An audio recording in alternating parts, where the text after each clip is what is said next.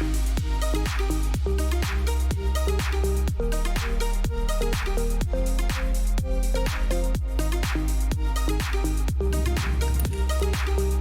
there.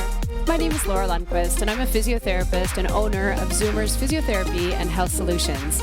Today, I want to talk to you about how to use this guy, the single point cane. Single point cane can be really helpful if you have a painful foot, knee, hip, sometimes even the lower back, that you want to offload when you're walking in order to try to prevent this kind of limping walk. As a physiotherapist, we always like to encourage people to use as normal a walking pattern as possible. So that means having an even stride with an equal amount of time on each leg and not lurching side to side where you're clearly avoiding something that's painful.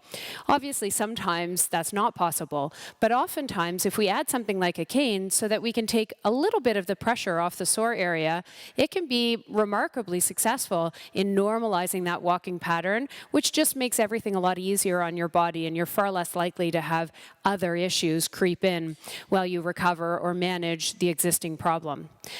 With canes, there are a few really important things to keep in mind. The first one is the cane height.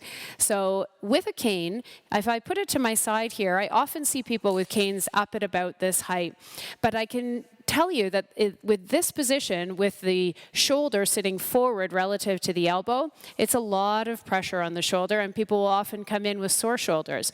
And I'll have them stand to measure the cane, and I'll notice that the cane actually comes quite far up their forearm in terms of its positioning relative to their arm or their hand. What we want to see is for the top of the cane to actually hit at the wrist crease.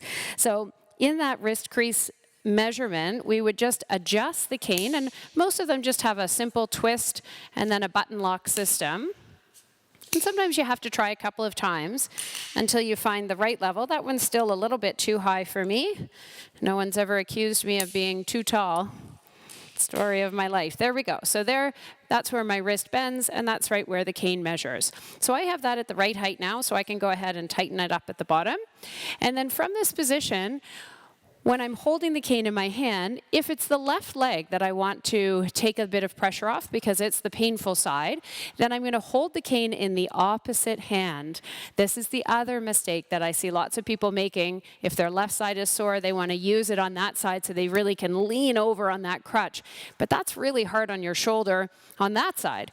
So what we want to do is actually have it on the arm or in the hand away from the affected side or the sore side. So if my left leg is sore, I'm going to step forward with the left leg, put the cane forward at the same time, step through with the other leg. And that will allow me a very normal walking pattern so that my opposite arm and leg are swinging as I walk. Hopefully, those couple of tips can send you in the right direction. And remember, a cane can be a great solution to normalizing your walking and helping you get out there and be more comfortable. Until next time.